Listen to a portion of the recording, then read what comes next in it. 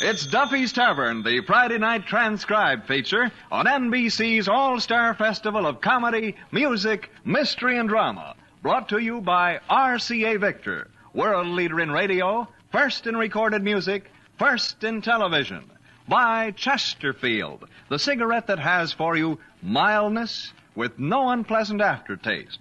The cigarette that brings you Bing Crosby and Bob Hope. And by the makers of Anacin, for fast relief from pain of headache, neuritis, neuralgia. And now here we go, friends, to Duffy's Tavern with Slapsy Maxie Rosenblum, Arthur Treacher, Bert Gordon as the Mad Russian, Hazel Sherman as Miss Duffy, and starring Archie himself, Ed Gardner. Hello, Duffy's Tavern, where the elite meet to eat. Archie the manager speaking. Duffy ain't here.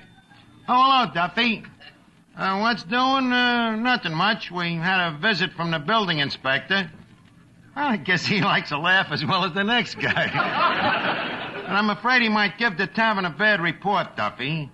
Yeah, he says if the termites ever stop holding hands, the whole place will collapse. He also made a wisecrack about the way our floor slants, you know. He says we're the only building in town where the mice have to wear skid chains. By the way, speaking of rodents, Arthur Treacher is threatening to quit his job here. Well, he's having trouble with the customers, you know. They claim he shortchanges them on account of he's British. Yeah, they say every time he serves them alphabet soup, he drops the H's. But I hate to lose the guy, Duffy. You know, he's got a lot of good qualities, you know. For instance, he's got a great knack for serving our hash without that guilty expression on his face. Huh? Well, I think he got an offer from Grogan's across the street, but I'm going to try to talk him out of it. Well, you know the old line, Duffy. Gratitude, chance for advancement, all we've done for him, money ain't everything. The old sucker pitch. Well, certainly he'll bite. Don't I fall for it every time I ask you for a raise? Well, just leave him to me, Duffy. I'll call you back. Say, Treacher. What is it, old chap? Say, is there anything to the rumor that you're planning to leave this joint? In a word, indubitably. Ain't got another word hanging around, have you? Oh, yes, I have, but I can't use it now.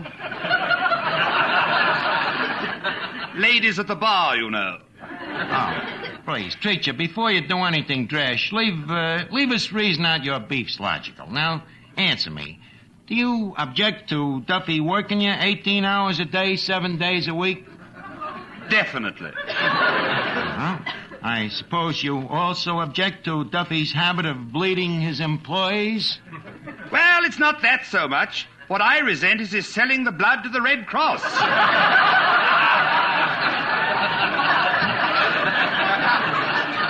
And I suppose you also object to not being paid no salary?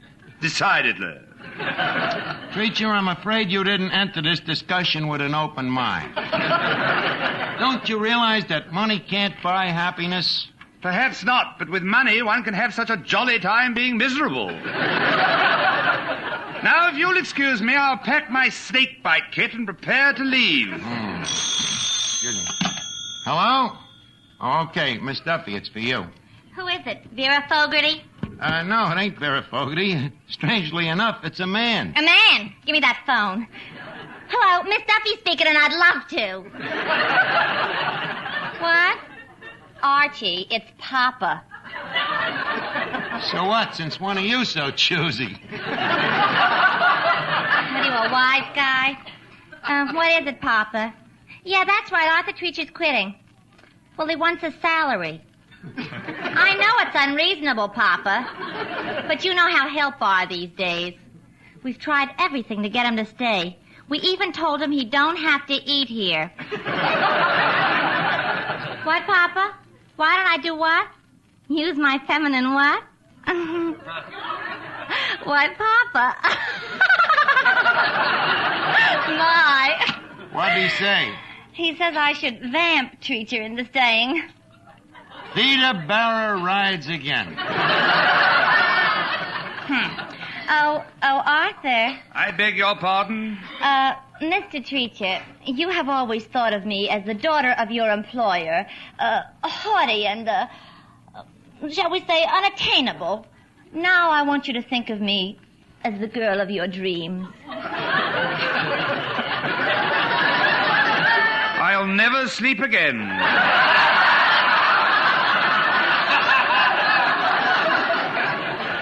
Oh, Arthur, don't fight your true feelings for me. If I stood close to you and closed my eyes and tilted my head back and back and back, don't you know what would happen? Eventually, old girl, you'd fall flat on your chignon. Oh, Arthur, you're just bashful. Here, look. My lips are puckered. My eyes are closed. I'm putting my arms around you. Miss Duffy, leave go of me. Oh, where's Treacher? He escaped in time. Now, wait a minute. Here comes a customer. Well, good evening, sir. How do you do?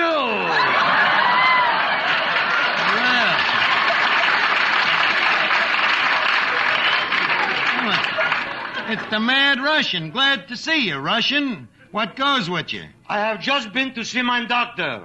Your doctor, huh? Anything wrong? No, he's in the pink of condition. I mean, is there anything wrong with you? Physically, that is. Nothing wrong. The doctor says I'm healthy as a horse. Healthy as a horse, huh? Yes, and he should know. Tell me, why? He's a horse doctor. Look, Russian, why do you go to a horse doctor? You ain't a horse. Shh, not so loud. He might hear you and raise the rates. No, if you'll pardon me, I will take my pill. Your pill? Okay, here's a glass of water. Thank you. Hey, what's that string doing on the pill? How else am I going to take it 3 times a day?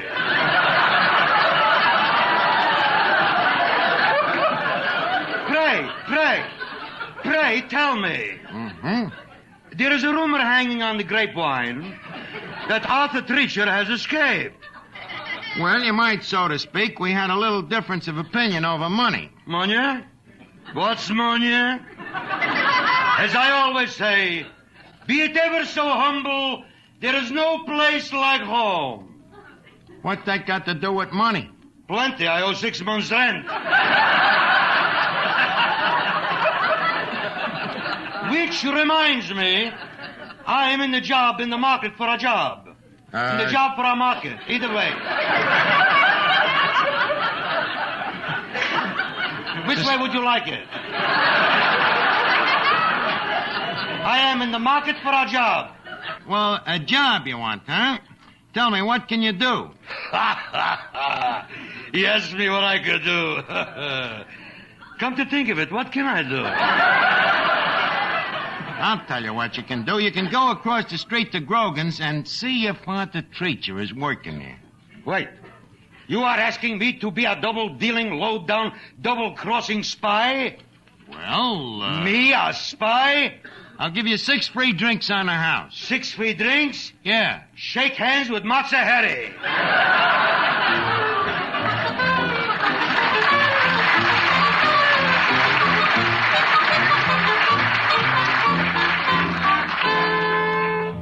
Here's a word from RCA Victor.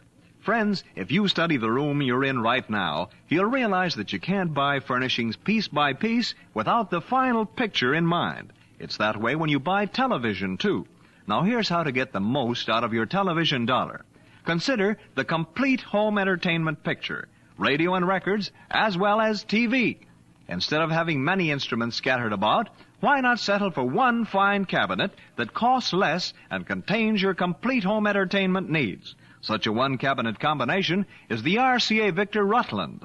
Open the doors on the Rutland's 18th century cabinet, and you'll find 17-inch million-proof television with its clear, steady pictures, AM and FM radio, and the Victrola 45 record changer, as well as a changer for 78 and 33 1/3. Yes, so many more families are becoming television owners this week. If you're one of them, remember to see and listen to the exciting new Rutland at your RCA Victor dealers. You know, Miss Duffy, I don't blame Treacher if he takes that job with Grogan's. What do you mean? Well, a lousy way your old man treats people. You know, after all, there comes a time in the course of human events when all men is created equal. Archie, you stole that speech from somebody. I did not. Then where did you get it? I got it from Thomas Jefferson. That's the trouble. You'd be better off if you'd listened to Papa instead of your dopey friends. Miss Duffy, Thomas Jefferson is not a friend of mine. He happens to be the deceased father of our country. George Washington was the father of our country. You think a country this big only had one father? What's that got to do with Arthur Treacher? He's an Englishman. What was George Washington? An Englishman? Touché. If you ask me, I should have been just as smart as Treacher and quit working for that old man of yours long ago. What price gratitude? Gratitude to who? To Papa, who made you what you are today. You worthless good-for-nothing.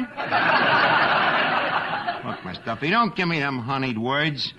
Boy, when I think what I could have been if I didn't come to work here 10 years ago. What could you have been?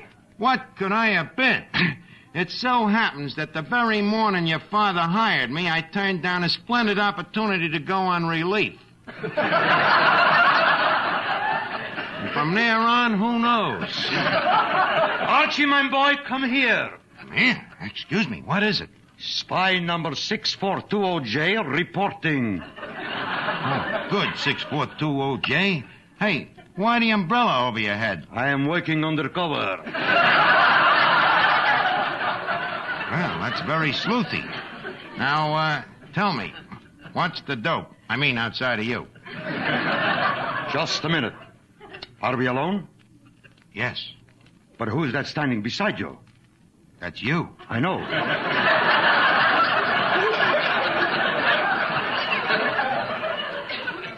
I know that. But can I be trusted? Well, I guess we'll have to take a chance.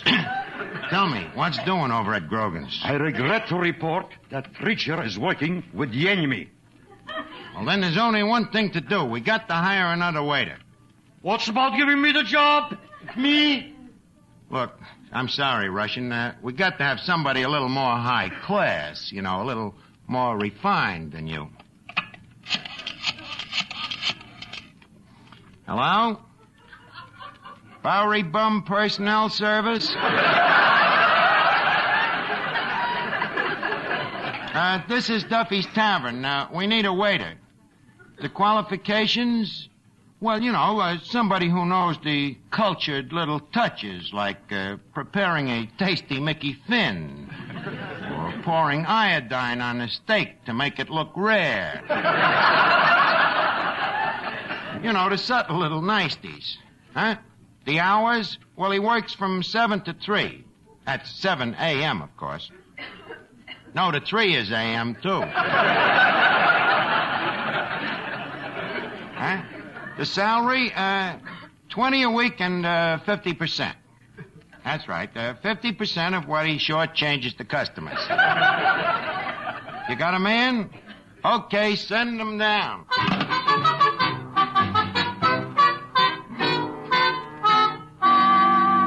What are you doing, Archie? I'm composing a business letter to me competitor for stealing out the Treacher. Oh, what does it say? Well, I'll read it. My dear Mr. Grogan, I would like to tell you what I think of you, but I am far too genteel. Suffice it to say that you stink. Well, that's telling him. Yeah. It is such people as you that cause ill feeling between labor and management by offering a living wage. In closing, may I say that you are nothing but a crook, a swindler, and a no-good crumb. I remain the same. Signed, Archie. P.S. In addition to the above, Grogan, you are the most gruesomest man that I have ever seen. Hi, Bud. Grogan, you are one of the most gruesomest men I have ever seen. Now, what can I do for you, Dimples? Well, I'm from the employment agency. I'm your new waiter. A waiter? You don't look much like a waiter. Too pretty, huh? Pretty. You look more beat up than our food here. So what do you want for 20 a week? Shirley Temple? Hey, you're pretty fast with the repartee, Hey, would you mind answering a few questions? Okay. What's the category? Well,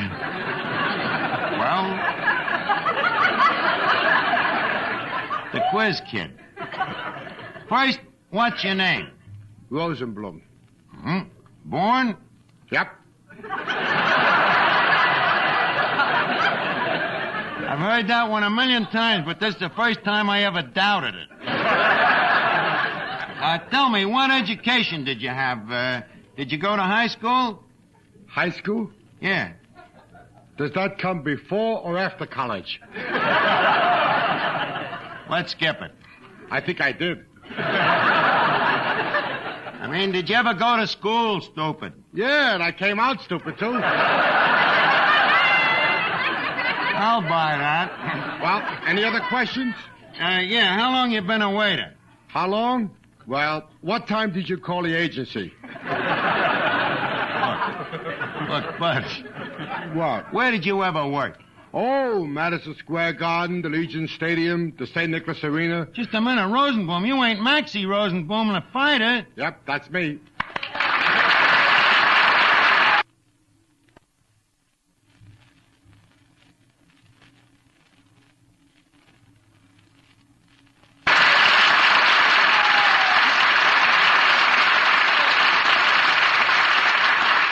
Holy cat, Maxie Rosenblum. I'm sorry I didn't recognize you. Standing up.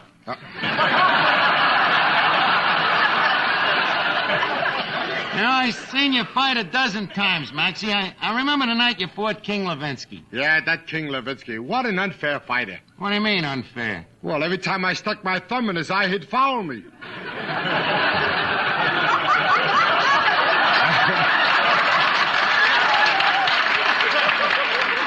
Is it too late for me to make a comeback? And, I remember the night that Mickey Walker flattened you with that right hook in the first round. Ah, that Mickey Walker was just lucky. Lucky. Yeah, my jaw just happened to be where he was swinging, that's all. I never did fight Joe Louis, did you? Nah, he was afraid. Afraid, huh? Yeah, he was afraid he'd kill me. Logical. Look, Maxie, how come you gave up fighting? Well, I had trouble with my eyes. Trouble with your eyes, huh? Yeah, I had to, I lost the place too. Yeah, I had trouble with my eyes. Yeah, after the second round, I always seemed to be looking up at my opponent at the other guy I was fighting. You wouldn't take that word out. Look up at the other guy.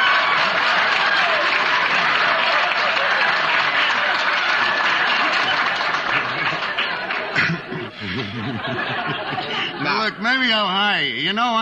I'm partial to fighters, Maxie. I used to be a fighter myself, You were a fighter? Feel that wrist. Feel that bicuspid. No, that ain't chopped liver.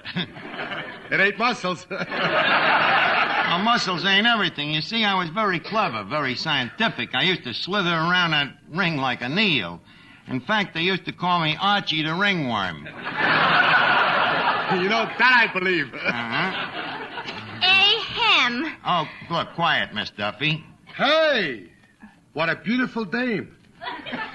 This guy's punchier than I thought he was.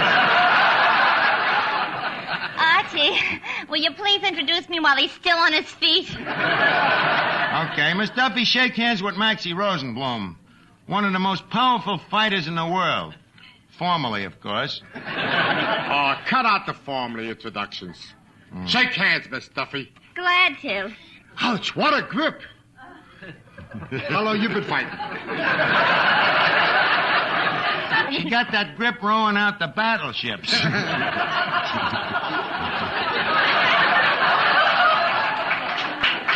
Archie, that is not true. No? I got it rowing back from battleships. I know it had something to do with defense. Oh, Slapsy. Yes? I'm not doing anything tonight. Swell. Let's go over to Stillman's Gymnasium and spar a few rounds, huh? Oh, please, Maxie, that would hardly be a fair match. Maybe you're right. You've been out of the ring much too long.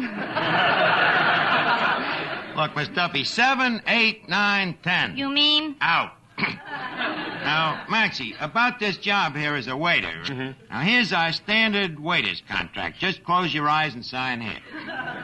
Sign my name? Yeah. If I could write, you think I'd work in a joint like this? If you can't write, how can you take down the customer's orders? I got a system. You got a system, huh? Yeah, I make X's. Uh-huh. 1 X for a salad, 2 X's for soup, and 3 X's for meat and coffee. 3 X's for both meat and coffee? Yep. Well, how can you tell which is which? Easy. If you drink it, it's coffee.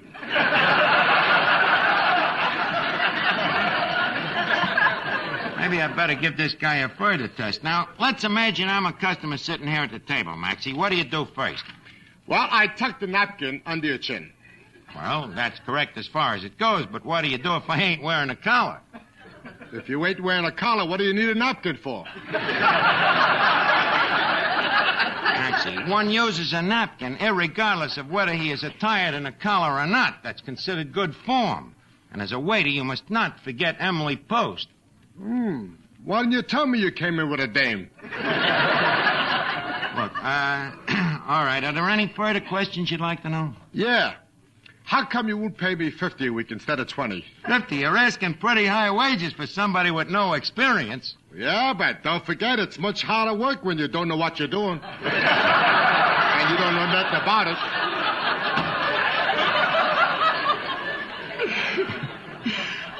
Look, nothing doing, Archie. It's 20 a week. Take it or leave it. Okay, but before I start, I want one thing misunderstood. What? Anybody that says anything around here I don't like gets a punch in the nose. You understand that? Does that go for everybody? Everybody, including you, ringworm. Oh, yeah? Now, look, I'm the manager here, and I'll say anything I want anytime I feel like it. You're well, huh? Anytime I feel like it. Okay.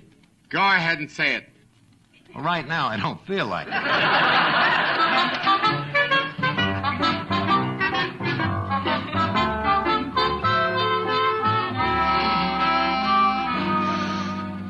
Archie, I'm afraid we'll have to get rid of that Slapsy Maxie. What's the matter?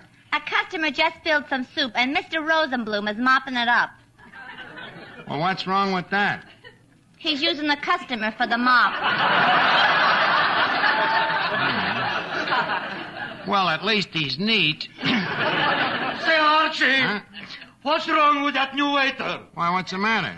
He's punching me in the nose for just asking one simple question. What was the question? I just asked him, how was your cauliflower today? Well,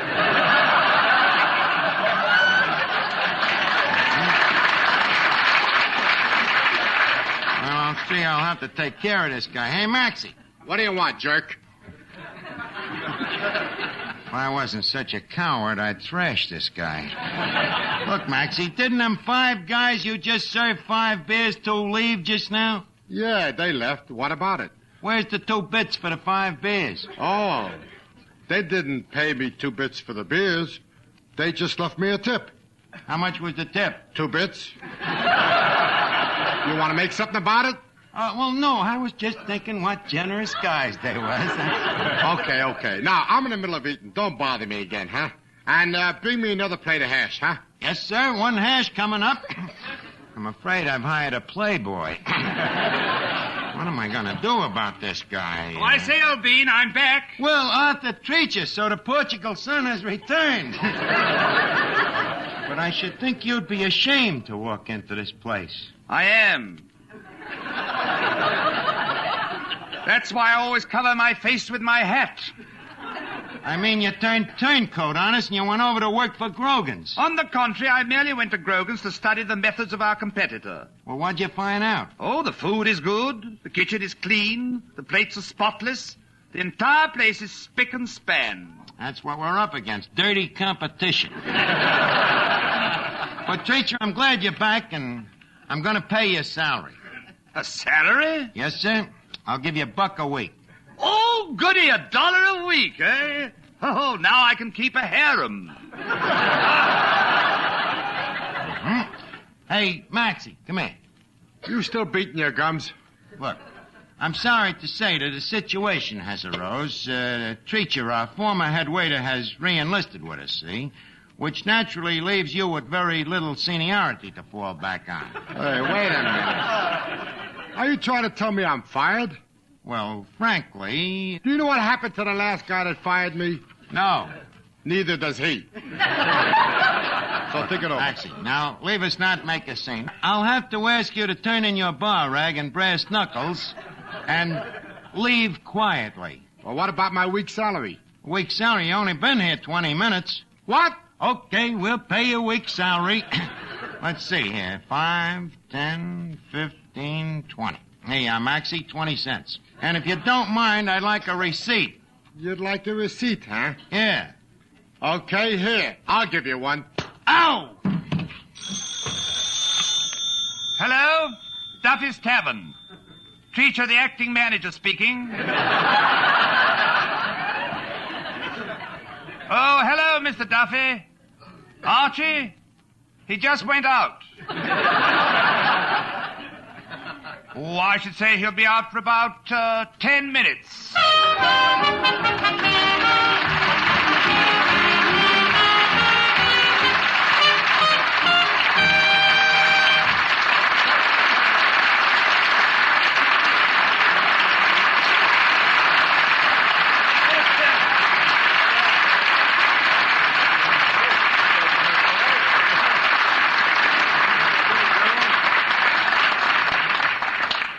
Here is something you should know if you ever suffer from the sudden pain of headaches, neuritis, or neuralgia. It's a way to ease the pain, often within a few minutes. A way that is incredibly fast and effective. It's Anacin. Anacin is like a doctor's prescription. That is, Anacin contains not just one, but a combination of medically proven active ingredients in easy-to-take tablet form. Thousands of people were first introduced to Anacin through their own physicians or dentists. But today, these tablets are in such widespread use that all drug counters have them, and anyone may enjoy their benefits.